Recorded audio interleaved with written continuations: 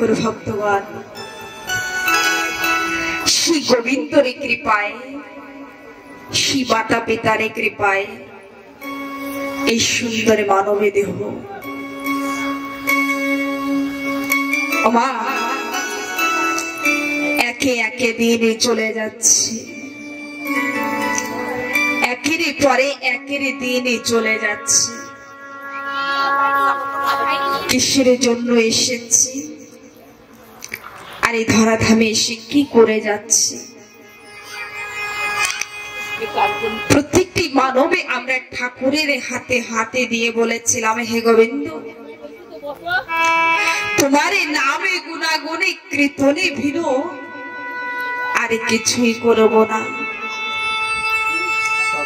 বলেছিলাম না? প্রত্যেকটি মানবী কিন্তু বলেছে যে সময় মাতৃগর্ভে পা দুটো উঁচুরে দিকে দিয়ে মাথাটা নিচুরে দিকে দিয়ে ঘরে তপে করেছি। ঠাকুরকে ডেকে বলেছিলাম, হে ঠাকুর এই নরকে থেকে মুক্তি দেন। মা তখন ঠাকুর তিনি একটা কথাই বলেছিলেন, হে জীব আজ যদি তোকে জন্ম দিতে তাহলে তুই আমার নামে করবি না। আমরা যদি ভগবানকে ভালোবাসি, ভগবানকে যদি আপনে চিন্তনে করি না, তাহলে আমারে মনে বলে যে তাকে দুঃখ কষ্ট আসবে, কিন্তু তারপরেই দেখবেন সুখী আসবে, আনন্দ অনুভব করতে পারবে। সংসারের দুঃখের ভিতরে থাকবে, কিন্তু যে সময় দুই নয়নে বন্ধ করে যে সময় ঠাকুরকে স্মরণে করবেন, তা দেখবেন আনন্দ অনুভব করবেন। আমাদের ঘরে তো ঠাকুরে আছে, কিন্তু সেই ঠাকুরকে কি চিন্তনে করে? পাথরের মূর্তি, পিতলের মূর্তি, কাগজ দিয়ে মূর্তি তৈরি করা আছে, ফটোকে চিন্তনে করি? চিন্তনে করি না। কিন্তু কোন সময় হৃদয় দিয়ে চিন্তনে করে দেখেছেন মা যে ঠাকুরকে সকালে বেলায় দুটো নকুনি দানা দিয়ে ঠাকুরকে সেবা দিয়েছে? অনেকে ঘরে তো এরকম আছে যে সকালের জায়গায় দুপুরে বেলায় ঠাকুরকে ভোগে লাগিয়েছে। যে ঠাকুরকে না দিয়ে প্রসাদে পায় তাকে কি বলে মা? বাবা তাকে কি বলে? চোরে বলে তাকে। কিন্তু আমরা তো সংসারিক জীবী, ঠাকুরকে হয়তো সেইভাবে ভোগে লাগিয়ে প্রসাদে পেতে পারি না মা। কিন্তু যে সময় নিরামিষ প্রসাদে পাচ্ছেন সে সময় তো ঠাকুরকে নিবেদনে করে পাওয়া উচিত যে হে গোবিন্দ সর্বপ্রথমে তুমি প্রসাদে পাও, তারপরে আমি প্রসাদে পাবো। তা দেখবেন আমার ঠাকুর তিনি আস্তে আস্তে কৃপা করবেন, আপনি আমিষের থেকে নিরামিষ ভুজিতে পরিপূর্ণ হয়ে যাবেন। ছোট্ট একটি দৃষ্টান্ত দিয়ে বলি, জানেন এক গ্রামে এক মুকুন্দ দাস ছিলেন।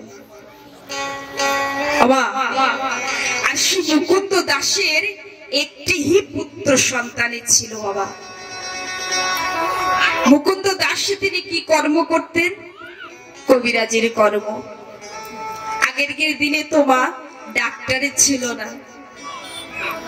একটি বাস্তবিক কথা বলবো, আগের দিনে যখনই জ্বর হতো না, পেটে ব্যথা হয়েছে, বাজায় ব্যথা হয়েছে, ঠ্যাঙে ব্যথা হয়েছে, তো মায়ের কাছে গিয়ে যখনই বলা হতো না মা আমার মাজায় ব্যথা, আমার খুব জ্বর এসেছে, ঠাকুর মা জানেন কি বলতেন? এই একটু অপেক্ষা কর, এখনই তোর জ্বর সর্দি সব ঠিক হয়ে যাবে। তা কি করতেন? ছোটে গিয়ে তুলসী গাছের বাটি নিয়ে একটু মাথায় দিতেন, একটু মুখে দিতেন, আর দেবার সঙ্গে সঙ্গে সেই জ্বরে রোগী ব্যাধি যেন কোথায় লুকিয়ে যেতেন। ভক্তি সহকারে যদি আমার এই গোবিন্দকে ডাকা যায় ভক্তি সহকারে, যদি ঠাকুরের চরণের থেকে একটি ফুলও যদি সেবনে করেন না, যে হে ঠাকুরে আমি ফুলকে ওষুধ রূপে পাচ্ছি, তোমার শরীরে তোমার সবে কিছু এখন তুমি দেখো।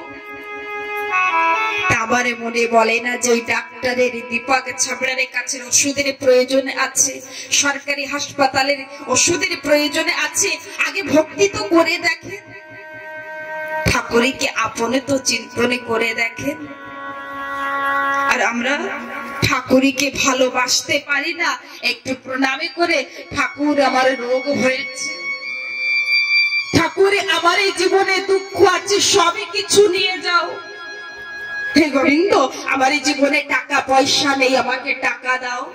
ও মা, যত ঠাকুরের কাছে যাবেন তত ঠাকুরে আপনার কাছের থেকে নিয়ে নেবে, যতবারে যাবেন তত আপনার কাছের থেকে কম হয়ে যাবে। বাবা, ঠাকুরকে প্রণামে করে একটা কথাই বলা উচিত কি, হে গোবিন্দ আমার এই জীবনে কোনো কষ্ট নেই, দুঃখ নেই, যদি তোমার এই জীবনে কোনো দুঃখ কষ্ট থাকে আমাকে দাও, আমি তোমার দাস, আমি তোমার কষ্টকে আমি ধারণ করতে চাই। মুকুন্দ দাস তিনি কবিরাজির কর্ম করতেন, আর মুকুন্দ দাস ওই কবিরাজির সঙ্গে আর কি করতেন, বিগ্রহ গোপীনাথের সেবা করতেন। মুকুন্দ দাস তিনি বিগ্রহ গোপীনাথের সেবা করতেন প্রত্যেকে দিনে। বাবা, কিন্তু জানেন প্রত্যেকে দিনে বিগ্রহ গোপীনাথকে ভোগ লাগাতেন, কি ভোগ, অন্ন ভোগ লাগাতেন। প্রত্যেকে দিনের নিয়মে ছিল যে ঠাকুরের ঘরে ভোগে না লাগিয়ে নিজে প্রসাদে পাবে না। আর মুকুন্দ দাসের একটি মাত্র পুত্র সন্তান রঘুনন্দন, একদিন না হঠাৎ করে গ্রামে একজন অসুস্থ হয়ে পড়েছে। এদিকে ধ্যান দিতে হবে। একদিন গ্রামে একজন ব্যক্তি অসুস্থ হয়ে পড়েছে, এমন সময় ঠিকই দুপুরে বেলায় মুকুন্দ দাস তিনি বিগ্রহ গোপীনাথকে সেবা দেবেন, তাই রান্নার জন্য গুজগাছ করছে, তরকারি আদি আমানি করে রেখে দিয়েছে যে দুপুরে বেলায় আমি রান্না করে ঠাকুরকে ভোগে লাগাবো। এমন সময় না কবিরাজ ছিলেন, তাই গ্রামে থেকে ছুটতে ছুটতে এসে বলছেন, মুকুন্দ দাস অতি শীঘ্রই চলো আমাদের বাড়িতে, আমাদের বাবা অসুস্থ হয়ে পড়েছে, তুমি অতি শীঘ্রই চলো।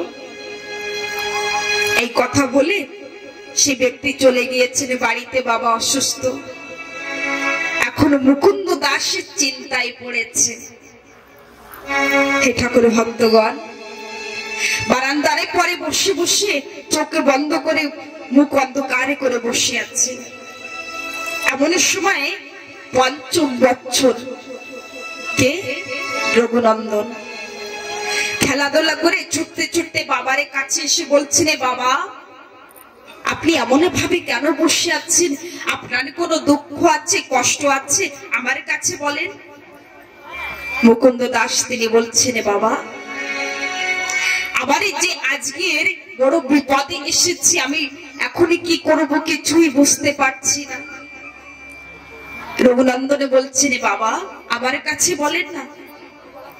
মুকুন্দ দাস তিনি বলছেন, বাবা গ্রামে একজন অসুস্থ হয়ে পড়েছে, আর এখনই আমাকে রান্না করে বিগ্রহ গোপীনাথকে সেবা দিতে হবে। ও ভাইয়া, ঠাকুরের ঘরে আমরা কেমন পুজো করি, আমরা কেমন পুজো করি, আজকের বিগ্রহ গোপীনাথকে সেবা দেওয়ার কথা চিন্তনে করছে যে আমি কেমন ভাবে দেব, এখন তো আমাকে যেতে হবে। রঘুনন্দনকে সবে কথা বলেছে। এমন সময় জানি রঘুনন্দনে তিনি বলছেন, বাবা বাবা আজকের এই গ্রামে একজনে অসুস্থ হয়ে পড়েছে, আপনাকে তো যেতেই হবে। কিন্তু ঘরের ভিতরে যে বিগ্রহ গোপীনাথ আছে, গোপীনাথের সেবা নয় আমি দিয়ে দেব। আমার ছোট্ট রঘুনন্দনে মাত্র ৫ম বছর, বলছে বাবা বিগ্রহ গোপীনাথের সেবা আমি দিয়ে দেব, আপনি যান ওই যিনি গ্রামে অসুস্থ হয়ে পড়েছে ওনাকে দেখে আসেন, ওষুধ আদি দিয়ে আসেন। তাই জানেন এমন সময় মুকুন্দ দাস তিনি বলছেন, বাবা হে রঘুনন্দন, ঠাকুরকে সেবা দিতে হলে সর্বপ্রথমে ঠাকুরের মন্ত্র আদি করতে হবে, নিবেদন মন্ত্র দিয়ে ঠাকুরকে ভোগ লাগাতে হবে, আরে নয় গোবিন্দ তিনি সেবা পাবেন না। ও রঘুনন্দন, তুমি তো এখনো ছোট, কিছুই বোঝো না, কেমন ভাবে আচমন মন্ত্র আদি করবে, নিবেদন মন্ত্র করবে, তুমি পারবে না। এমন সময় রঘুনন্দনে তিনি সুন্দর বর্ণনে করলেন কি জানেন? রঘুনন্দনে তিনি তার বাবাকে বলছেন, বাবা আপনারে ভগবানে কি মন্ত্র তন্ত্র দিয়ে ডাকলে কি আপনারে গোবিন্দ সেবা পায়? আমি যদি হৃদয় থেকে, আমি যদি ভক্তি সহকারে যদি আমি বিগ্রহ গোপীনাথকে সেবা দিই বাবা, তাহলে কি বিগ্রহ গোপীনাথের সেবা পাবে না? আপনারে ভগবানকে সেবা দিতে হলে আমাকে মন্ত্র করতে হবে, মন্ত্র বলেই নিবেদন দিতে হবে। এই কলি যুগে জাগে যজ্ঞ ব্রত পূজা কিছুরই প্রয়োজনে নাই, এই কথা নাই যে মন্ত্র আদি দিয়ে ঠাকুরকে ডাকতে হবে, ভোগে লাগাতে হবে, অনেক অনেক মন্ত্রের প্রয়োজনে নাই। কলি যুগে সব থেকে সরল উপায় দিয়েছেন এই মানবের জন্য ভক্তি, ভক্তি দিয়েছেন। ভক্তি সহকারে যদি গোবিন্দকে যদি আপনি যা কিছুই কিঞ্চিত মাত্র যদি ভোগে লাগান না, তারপরে ঠাকুরের সেই প্রসাদে কে পায়? এমন সময় জানেন মুকুন্দ দাস তিনি মনে মনে চিন্তনে করছেন, তাই তো ঠাকুরকে সেবা দিতে হলে মন্ত্রের প্রয়োজনে নাই, শুধু ভক্তির প্রয়োজনে আছে। এদিকে মুকুন্দ দাস তিনি রঘুনন্দনকে বলছেন, বাবা আমি তরকারি আদি সবই কিছু আমানি করে রেখেছি, তুমি একটু পাত্রের ভিতরে ঢেলে রান্না করে বিগ্রহ গোপীনাথকে সেবা দেবে। এমন সময় রঘুনন্দনে বলছেন, ঠিক আছে বাবা আপনি যান, আমি বিগ্রহ গোপীনাথের সেবা দেব। বাবা রঘুনন্দনে তিনি গ্রামে যিনি অসুস্থ হয়ে পড়েছে সেখানে চলে গিয়েছে। ও মা, এদিকে ধ্যান দিতে হবে, একের সঙ্গে একের কথা নয়। এমন সময় জানেন ছোট্ট রঘুনন্দনে তিনি ওই রান্নাঘরে গিয়ে পাত্রের ভিতরে চালে ডালে সবজি আদি ঢেলে দিয়ে, যে কোনো কায়দায় ছোট মানুষ কোনো কায়দায় রান্না করেছে।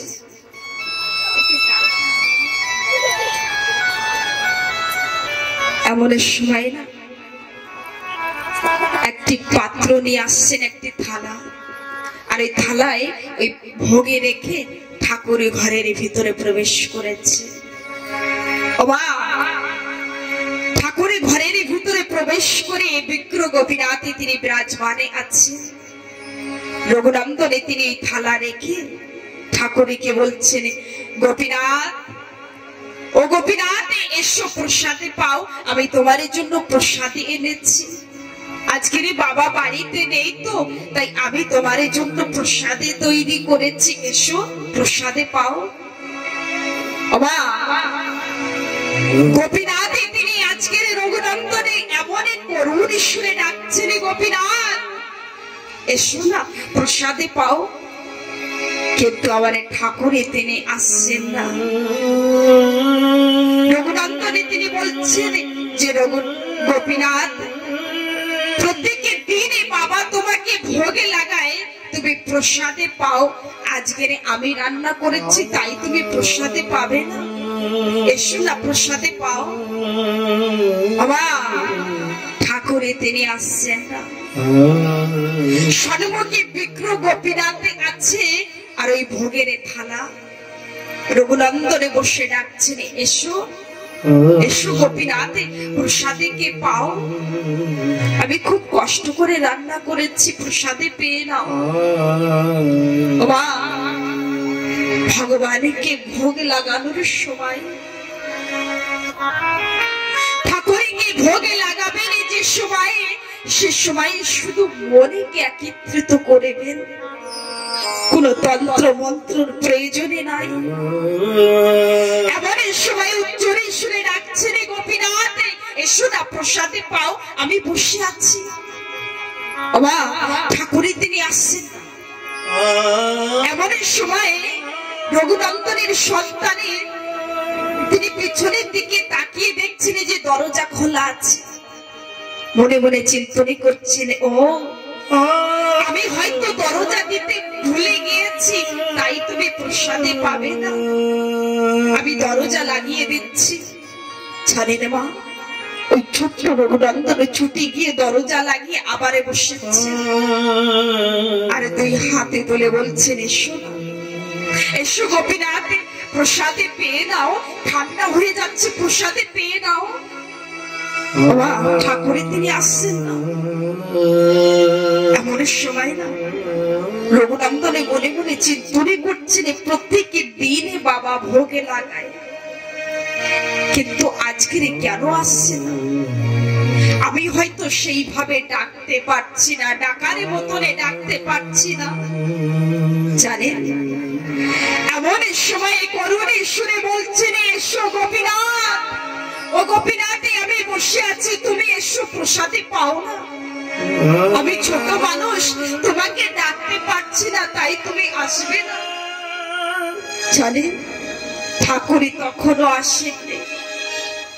এমন সময় না রঘুনন্দনে বলছেন, আচ্ছা বাবা যখনই ভোগে দেয় তখনই প্রসাদে পাও, আজকে পাবে না, দেখাচ্ছি। পাশে একখানা লাঠি ছিল, আর ওই লাঠি হাতে নিয়ে বলছেন, গোপীনাথ বাবা আমাকে বলেছি যে আমি একা ভাই নয়, আমার বড় ভাই তুমি। আমি তো তোমার ছোট ভাই, কিন্তু আজকের এই ছোট হই আমি তোমাকে, আমি এই লাঠি দেখেছ, লাঠি দিয়ে খবরে নেব যে তুমি কোথায় আছো, কেন প্রসাদে পাচ্ছ না। এই লাঠি দেখেছ। আমার ঠাকুরে তিনি আসেননি। এমন সময় এই লাঠি ধরে গোপীনাথের পরে যে সময় প্রহারে করতে যাবেন, হে গোপীনাথ এসো প্রসাদে পাও, এমন সময় সচলে দেরি থেকে আমার এই গোবিন্দ তিনি প্রকাট হয়েছে। আর জানেন, ওই থালা আছে, ভোগের থালা। এমন সময় রঘুনন্দনে তিনি বসে আছেন, ওই রূপে দেখে পাগল হয়ে যাচ্ছে। আর আজকে ভগবানই কি করছেন জানেন, আজকের ভক্ত ভোগে লাগিয়েছেন, ঠাকুরের তিনি নিজ হাতে ওই প্রসাদীকে নিজের মুখে তুলে ধরছে। আর রঘুনন্দন একই দৃষ্টি দিয়ে তাকিয়ে আছে। এত রূপ, এমন রূপ প্রত্যেকের দিনে আমারে বাবা দর্শন করে।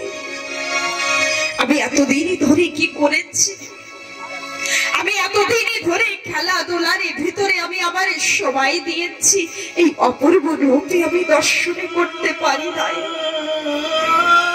এমন সময় না ঠাকুরের তিনি প্রসাদে পেতে পেতে অল্প কিছু প্রসাদে আছে, এমন সময় রঘুনন্দন হাতে ধরে বলছেন, গোপীনাথ ও গোপীনাথ তুমি একা একাই প্রসাদে পাবে, এখনো বাবা আছে, আমি আছি, তোমার কি আমাদের কথা মনে নেই? তুমি একা একাই প্রসাদে পাবে। এমন সময় আমার ঠাকুরই তিনি কি বললেন জানে, ভক্ত এতদিনই ধরে তো আমাকে সেবা দিয়েছে, কিন্তু আমি তোমার মতন ভক্ত পাইনি। মা আজকে ঠাকুরে তিনি বলছেন, ভক্ত এতদিনই ধরে তো আমাকে ভোগে লাগিয়েছে, কিন্তু এমন ভাবে ভোগে আমাকে কেউ লাগিয়ে, আজকে আমি ভক্তের হাতের প্রসাদে পেয়ে আমি বড় আনন্দ পাচ্ছি। আমি ভক্তের হাতের প্রসাদে পেয়ে আমি সকলেরই কথা ভুলে গিয়েছি। হে ঠাকুর ভক্তগণ, ঠাকুরকে যদি একটু ভালোবাসেন, একটু যদি ভালোবাসতে পারেনি যে তা ঠাকুরে সবে কিছুই সেই ভক্ত রেখে দিয়ে দেন। আবার গোবিন্দ তিনি সেই ভক্তকে নিজের কোলের ভেতরে বসিয়ে রাখেন। আজকের এই প্রসাদে পেয়ে অল্প কিছু আছে, ওটুকু প্রসাদে রঘুনন্দনে পেয়েছে। আর এমন সময় ঠাকুরে তিনি আবার সেই বিগ্রহ গোপীনাথ সেই মূর্তির ভেতরে, সেই বিগ্রহের ভেতরে লুপ্ত হয়ে গিয়েছে। এমন সময় মুকুন্দ দাস তিনি কবিরাজি করে বাড়িতে এসেছেন। আর বাড়িতে আসার পরে রঘুনন্দনকে বলছেন, রঘুনন্দন দাও বাবা, আমাকে প্রসাদে দাও, আমার খুবই খিদে পেয়েছে। তুমি যে ভগবানকে ভোগে লাগিয়েছো না, আমাকে প্রসাদে দাও। বাবা এমন সময় জানেন ছোট্ট রঘুনন্দনকে বলছেন, বাবা প্রসাদে তো নেই। মুকুন্দ দাসী বলছে, কি বলছো তুমি, প্রসাদে নেই? বলছে না, প্রসাদে নেই। অল্প কিছু প্রসাদে ছিল তো আমি পেয়েছি, আর বাকি যতটুকু প্রসাদে না সবই বিগ্রহ গোপীনাথে পেয়েছে। অল্প কিছু প্রসাদে ছিল সেটুকু আমি পেয়েছি, প্রসাদে তো নেই। জানেন বাবা, এমন সময়ে মুকুন্দ দাস তিনি মনে মনে চিন্তনে করছে যে আমি এতদিনই ধরে ভোগে লাগিয়েছি, এতদিনে ধরে বিগ্রহ গোপীনাথে প্রসাদে পাননি, আজকের প্রসাদে পেয়েছে। সে তো পাথরের মূর্তি, পিতলের মূর্তি, সে কেমন ভাবে প্রসাদে পাবে? আজকে আমার সন্তান আমার সঙ্গে মিথ্যে কথা বলল যে বিগ্রহ গোপীনাথে প্রসাদে পেয়েছে। আমি এতদিনই ধরে আমার জন্মে চলে যাচ্ছে, আমি বৃদ্ধ হতে চলেছি, এখনো তো কোনোদিনই প্রসাদে পাননি। প্রত্যেকে দিনে ভোগ লাগানোর পরে আমি প্রসাদে পাই, আমার সন্তানকে দিই, কিন্তু আজকের আমার সন্তানই বলছে প্রসাদে পেয়েছে। এত বড় মিথ্যে কথা আমার সন্তান আমার সঙ্গে বলছে। মুকুন্দ দাস তিনি চুপ করে বসে গিয়েছেন আর মনে মনে চিন্তনে করছেন, তাই আমার সন্তানে হয়ে আমার সঙ্গে মিথ্যে কথা। মা পরের দিন সকালে বেলায় মুকুন্দ দাস তিনি নিজের সন্তানকে ডেকে বলছেন, রঘুনন্দন আজকের গ্রামে একজন অসুস্থ হয়ে পড়েছে, বাবা আমাকে না যেতে হবে, তুমি আজকের আর রান্না করতে হবে না, ওই ঘরের ভিতরে না নাড়ু রাখা আছে, তুমি বিগ্রহ গোপীনাথকে সেবা দেবে, আমি বাড়িতে এসে রান্না করে আমি বিগ্রহ গোপীনাথকে সেবা দেব। বাবা রঘুনন্দন তিনি মনে মনে বড় আনন্দ পাচ্ছেন, বাহ আজকে আমি সেই সুবর্ণ সুযোগ পেয়েছি, আমি আবার সেই বিগ্রহ গোপীনাথকে দর্শন করতে পারবো। রঘুনন্দন না বাবাকে বলছেন, বাবা আপনি যান না, আমি ভোগে লাগিয়ে দেব, আমি সুন্দর করে বিগ্রহ গোপীনাথকে ভোগে লাগাবো, আপনি যান। কিন্তু মুকুন্দ দাসী কি করেছেন জানেন? মুকুন্দ দাসের মনে ছিল যে আমার সন্তানে মিথ্যে কথা বলেছে, পাথরের মূর্তি কোন সময় প্রসাদে পাই নাকি? তা আজকের আমার সন্তানের নিজে প্রসাদে পাচ্ছে, আরে বন্ধু বান্ধবীকে হয়তো দিয়ে দিচ্ছে, আমার সঙ্গে মিথ্যে কথা বলেছে। আজকে আমি দেখবো যে কি করে প্রসাদে নিয়ে। আমার সঙ্গে মিথ্যে কথা আজকের দেখাবো। ওই ঠাকুর ঘরের পিছনে না চুপ করে দাঁড়িয়ে আছে কে? মুকুন্দ দাস। আর ওই রঘুনন্দনে সেই নাড়ু নিয়ে একটি থালায় করে আবার সেই ঠাকুরের ঘরের ভিতরে প্রবেশ করলেন। আর এই প্রসাদে রেখে উচ্চরে সুরে ডাকছেন, গোপীনাথ এসো এসো, দেখো আমি তোমার জন্য আজকের নাড়ু নিয়ে আসছি, এসো না প্রসাদে পাও। আজকের যে সময় একে ডাকে দিয়েছে সঙ্গে সঙ্গে আমার ঠাকুরের তিনি প্রকাট হয়েছে। কিন্তু জানেন আমার ঠাকুরে তিনি কি বলছে? রঘুনন্দনে তিনি বলছেন, প্রভু প্রসাদে পেয়ে নাও না। আমার বাবা বলেছে যে তুমি নাকি নাড়ু খেতে অনেকে ভালোবাসো, এই দেখো আমি তোমার জন্য নাড়ু নিয়ে এসেছি, প্রসাদে পেয়ে নাও। মা এমন সময় ভগবানের তিনি কি বলছেন জানেন? হে ভক্ত, আজকের আমার মনে শান্তি হয়েছে যে আমি নিজ হাতে তোমার মুখে নাড়ু তুলে ধরব আর তুমি আমার মুখে নাড়ু তুলে ধরবে। মা এই কথা শুনে রঘুনন্দনে বড় আনন্দ পাচ্ছেন আর মৃদুলে হাসি দিয়ে বলছেন, প্রভু তুমি আমার মুখে নাড়ু তুলে ধরবে, আমি তোমার মুখে তুলব। এই সুবর্ণ সুযোগ রঘুনন্দনে মনে মনে চিন্তনে করছেন, এই সুবর্ণ সুযোগকে যদি ছেড়ে দিই আর হয়তো কোনোদিনই পাবো না। তাই জানেন আজকের ভগবানের তিনি ভক্তের মুখে প্রসাদে তুলে ধরছে। ওই নাড়ু একটি নাড়ু ধরে ভক্তের মুখে তুলে ধরেছে আর ভক্ত ভগবানের মুখে নাড়ু তুলে ধরেছেন আর আস্তে আস্তে প্রসাদে পাচ্ছেন, একের একের কথা বলছে। আর এই কথা শুনতে পাচ্ছে কে? পিছনে দাঁড়িয়ে আছে মুকুন্দ দাস। মুকুন্দ দাস তিনি মনে মনে চিন্তনে করছে, এই ঘরের ভিতরে কে? কি আমার সন্তানের সঙ্গে কথা বলছে? কে যেন এই ঘরের ভিতরে আছে, আমাকে দেখতেই হবে কার সঙ্গে কথা বলছে। মুকুন্দ দাস আস্তে আস্তে যে সময় না ওই ঘরের সন্মুখে গিয়েছে, দেখছে দরজা লাগানো। এমনই সময় মুকুন্দ দাস ঠাকুরের তিনি ভক্তের মুখে প্রসাদে দিচ্ছেন আর ভক্ত তিনি ভগবানের মুখে প্রসাদে তুলে ধরেছেন। হে ঠাকুর ভক্তগণ, একবারে অনুভবে করেন যে কেমন সেই দৃশ্য ছিল। আজকের অনন্ত কোটি ব্রহ্মাণ্ডের মালিক সাক্ষাৎ সেই ভগবানের শ্রীকৃষ্ণ আজকের এই ভক্তের মুখে প্রসাদে তুলে ধরছেন, ভক্ত প্রসাদে পাচ্ছে।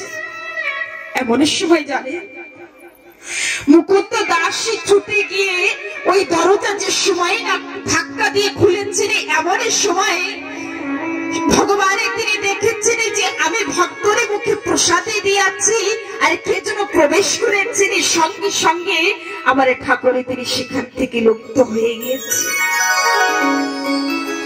মুকুন্দ দাস তিনি অস্থায়ী হয়ে দাঁড়িয়ে আছে। মুকুন্দ দাস তিনি বলে বলে চিন্তনে করছেন যে এতদিনে ধরে আমি প্রত্যেকে দিনে ঠাকুরকে ভোগে লাগাই, কিন্তু ঠাকুরই তো আমি কোনোদিনই দেখি নাই। আজকের এই মুকুন্দ দাস ছুটতে ছুটতে গিয়ে নিজের সন্তানকে ষষ্ঠাঙ্গে প্রণামে করে বলছেন, ধন্য আমার এই জীবন। নিজের সন্তানকে ষষ্ঠাঙ্গে প্রণামে করেছেন, বাবা হয়ে সন্তানকে প্রণামে করে বলছেন, ধন্য আমার এই জীবন যে আজকের এই পরিবর্তন সন্তানে আমার এই জীবনে পেয়েছে। রঘুনন্দনে বলছেন, বাবা আপনি আমাকে কেন প্রণামে করছেন? মুকুন্দ দাস বলছেন, বাবা অনেকে ভোগে লাগিয়েছি কিন্তু আমি ভগবানকে দর্শনে পাই নাই, কেন কেন আমি তো পিতলের মূর্তি চিন্তনে করেছি, আমি তো পাথরের মূর্তি চিন্তনে করে এতদিন আমি ঠাকুরকে ভোগে লাগিয়েছি, আর তুই তো শিব ভগবানকে ভগবানের চিন্তনে করেছিস। আজকের মুকুন্দ দাস তিনি নিজের সন্তানকে বলছেন, বাবা আমার কাছে এসো। রঘুনন্দনকে তুলে আজকের জানেনি কি বলছে, যে আমার মানবে জনম, আজকের যে আমি আমার সন্তানকে আমার জীবনে পেয়েছি, আমার এই অযোগ্য দেহকে আমি আজকের যোগ্য করব। আজকের নিজের সন্তানকে বক্ষে আলিঙ্গন করে ধরে বলছে, রঘুনন্দন আমার এই অযোগ্য দেহকে আমি আজকের যোগ্য করতে চাই বাবা। ভক্তের চরণে ধরি, ভক্তের আলিঙ্গন যদি নিতে পারেন, এটা নিশ্চয়ই শাস্ত্রে বলছেন, যদি কোনো মানবে ভক্তের চরণে ধুলি ভক্তের কে যদি আলিঙ্গন করে, ভক্তকে যদি দর্শন করে, তা নিশ্চয়ই তার ভেতরে ভক্তি প্রবেশ করবে। কিন্তু আমরা কি করি, আমরা কি করি, ভগবানকে ভগবানের চিন্তনে না করে পাথরের মূর্তি চিন্তনে করি, পিতলের মূর্তি চিন্তনে করি। আর ভগবানকে বলি, ঠাকুর এত ডাকা ডেকেছি কিন্তু দর্শনে পাইনি। হে ঠাকুর, ভক্তগণে ডাকারের মতনে যদি ডাকতে পারেনি, তা আমার গোবিন্দ তিনি নিশ্চয়ই দর্শনে দেবে। এই মানবে জনবে একবারে না একবারে আমার ঠাকুরই তিনি আসেন, কিন্তু কোন রূপে আসবে, কোন সময়ে আসবে, এই চর্ম চোখে দিয়ে হয়তো চিনতে পারবো না। অতিথি রূপে নারায়ণী কি বলেছেন, কোন মানবীকে দেখে অবহেলা করতে নাই, কাউকে দেখে তিরস্কার করতে নাই, একের সঙ্গে একের ঈর্ষা করতে নাই। কেননা কোন রূপে ভগবানে আসবে, কোন সময় আসবে, এ কথা কে জানে। এই চরম চোখে দিয়ে কি দর্শনে করতে পারবো, এই হৃদয় দিয়ে বুঝতে পারবো যে ভগবান এসেছে। সকলেকে ভক্তি করতে হবে, সম্মানে করতে হবে, বড়দেরকে প্রণামে করতে হবে। তাহলে যে সময় গোবিন্দ আসবে, তা গোবিন্দকে সে সময় প্রণামে করলে, ভক্তি করলে ঠাকুরের চরণে পাওয়া যাবে। বলে জয় জয় শ্রী রাধেশ্যাম।